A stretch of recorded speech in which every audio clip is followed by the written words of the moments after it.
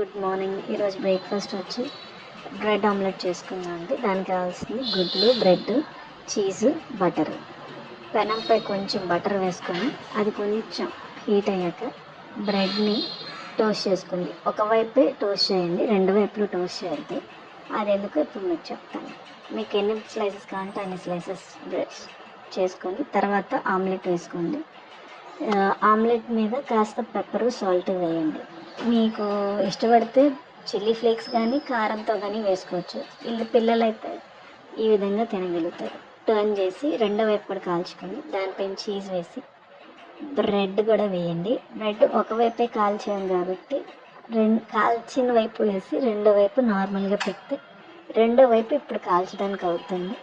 ఇలాగ రెండు bread slices పెట్టుకొని రెండు వైపులా కాల్చుకొని సర్వ్ చేసుకుంటే with tomato ketchup and yummy.